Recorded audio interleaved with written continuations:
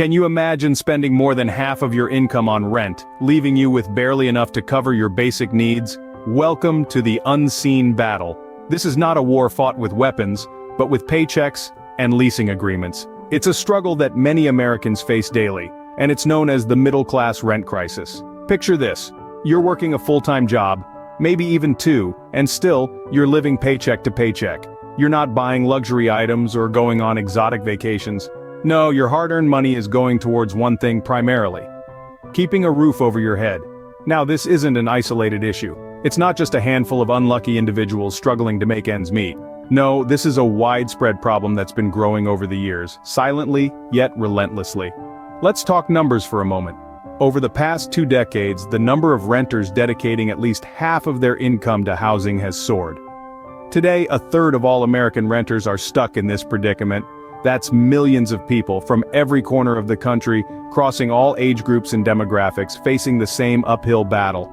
And it's not just about the numbers, it's about the human cost, the stress of living on the edge, the constant worry about the next rent payment.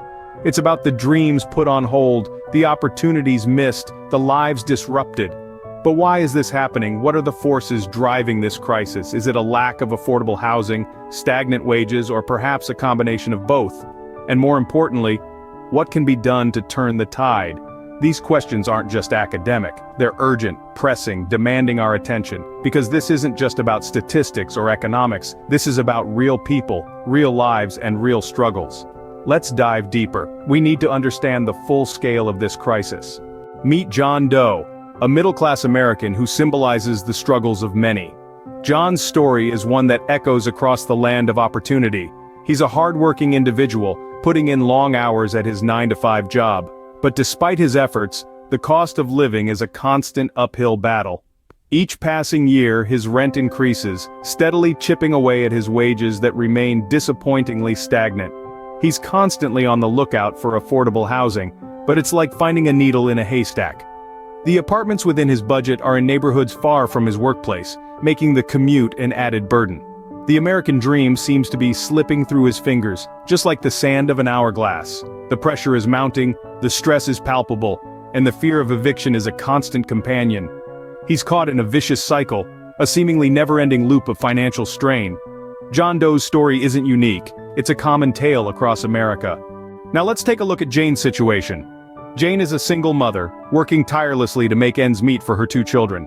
But she is also grappling with a daunting adversary: the high cost of rent. It's a monthly struggle, a relentless tug-of-war between providing basic necessities for her family and ensuring they have a roof over their heads. She's had to make sacrifices, some of which are unthinkable to many of us.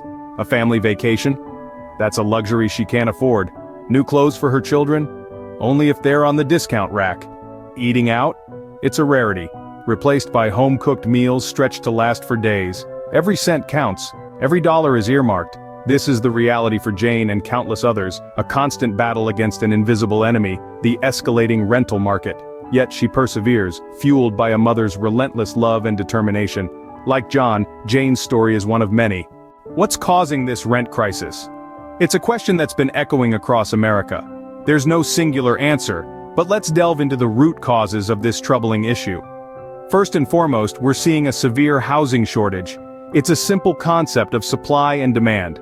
When the supply of affordable housing dwindles and the demand surges, the price inevitably shoots up.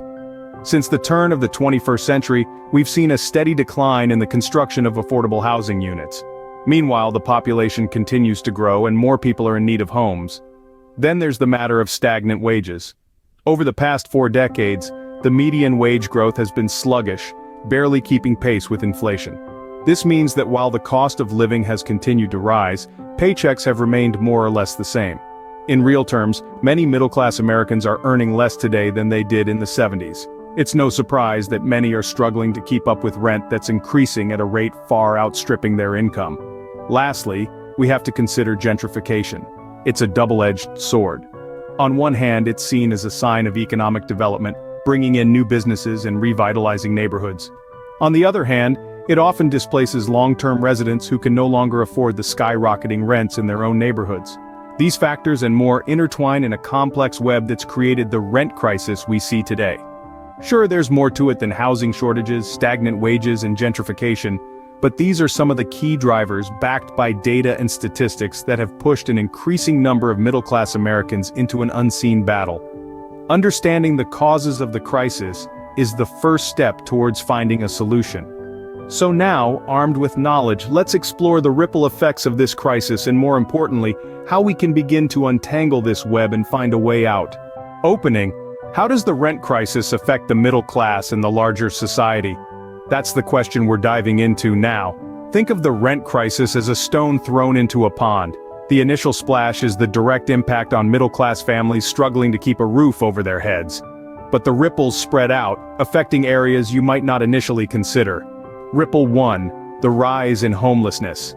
As rents skyrocket, more and more families find themselves unable to keep up.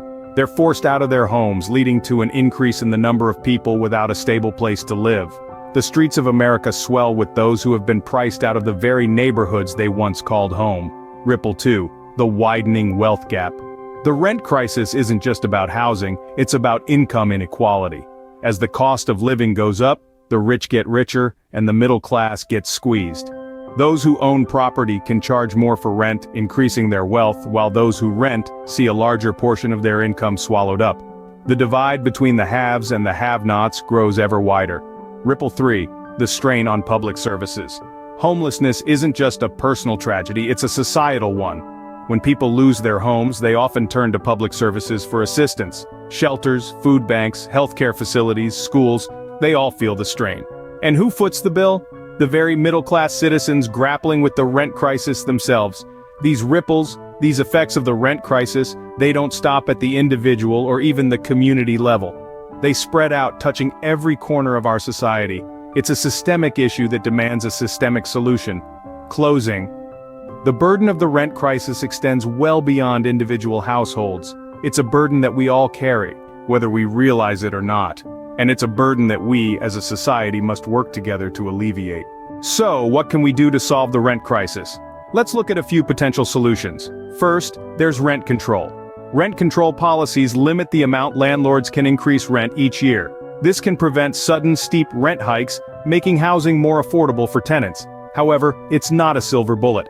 Rent control can sometimes discourage property improvement and maintenance, as landlords might not see a return on their investment. Next on the list, we have affordable housing initiatives. These programs can take many forms, from government-subsidized housing projects to incentives for private developers to build affordable units. The goal is to increase the supply of housing that's within financial reach of the middle class. But like rent control, affordable housing initiatives are not a one-size-fits-all solution. They require careful planning and implementation to ensure they actually serve the people who need them most. Lastly, we can't ignore wage growth. For many, the rent crisis isn't just about high housing costs, it's about wages that have failed to keep up with the cost of living. Raising wages can give more people the financial means to afford housing, but wage growth alone can't solve the crisis. It must be paired with other measures to make housing more affordable. It's clear that solving the rent crisis isn't about finding a single, perfect solution. It's about combining different approaches and tailoring them to the specific needs of different communities. It's about understanding that this crisis impacts real people like our friends John Doe and Jane, and working tirelessly to create a society where everyone has a safe and affordable place to call home. And that brings us to an important point. This crisis can't be solved by one group alone. It requires collective effort. It's up to policymakers to pass laws that protect tenants and promote affordable housing. It's up to businesses to pay living wages. It's up to each of us to advocate for change in our communities. Solving the crisis requires collective effort from all sectors of society. What role can you play in solving the rent crisis? You may be wondering, what can I, just one person, do to help solve this massive issue? The answer is, a lot. Each of us holds considerable power in our hands, and with a collective effort, we can bring about real change. One of the most significant ways you can contribute to solving the rent crisis is by supporting policies that promote affordable housing. Engage with your local, state, and federal representatives. Advocate for legislation that protects renters, provides subsidies for those who need it, and encourages the construction of more affordable units. Remember, your voice matters, and it can influence the decisions of those in power. Volunteering is another avenue where you can make a substantial impact. Nonprofit organizations and community groups are often at the forefront of addressing the rent crisis. They need volunteers to help with various tasks, from administrative work to hands-on efforts such as building affordable homes. Your time, skills, and dedication can significantly enhance these organizations' capacity to help those in need. Donating is another way to contribute. Even small amounts can make a big difference. Donations can help provide emergency rent assistance, fund affordable housing projects, or support advocacy efforts. And if you're unable to donate money, consider donating items like furniture or appliances to families moving into affordable homes. Finally, raising awareness is crucial. The rent crisis is an unseen battle that many Americans are fighting. By spreading the word and educating others about the issue, you can help break down stereotypes and build empathy. Use your social media platforms, your conversations with friends and family, or any other means at your disposal to shine a light on this issue. In the end, it's about understanding that we're all in this together. The rent crisis is not just a problem for those directly affected, it's a challenge for our entire society. We can all play a part in the solution. And remember, each one of us has the power to make a difference. The middle-class rent crisis is more than just a housing issue, it's a human rights issue. As we've journeyed through this unseen battle, we've uncovered an urgent crisis that's impacting the heart of America. We've explored the struggles of John and Jane, everyday people who are feeling the pinch of rising rents and stagnant wages. We've delved into the root of the crisis, tracing it back to systemic issues that have been years in the making. We've seen the ripple effect, where the pressure on the middle class trickles down to affect society at large. And we've discussed potential solutions, from policy changes to grassroots initiatives that could alleviate the burden on our middle class. But we haven't just highlighted the problem, we've also underscored the role that each one of us can play in the solution. The crisis may be daunting, but remember, every wave begins with a single ripple. So, where do we go from here? The first step is awareness. Talk about the crisis. Share this information with your friends, family, and social networks. The more people know about the crisis, the more pressure there will be on decision makers to implement solutions. Next, get involved. Volunteer at local housing nonprofits, participate in renters' rights organizations, or advocate for affordable housing policies in your community. There are countless ways to make a difference, and every action counts.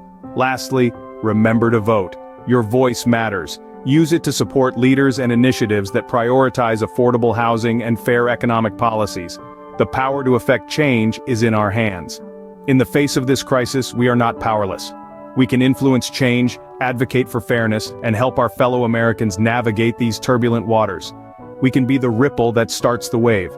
Together, we can help turn the tide on the rent crisis. It's time to take action.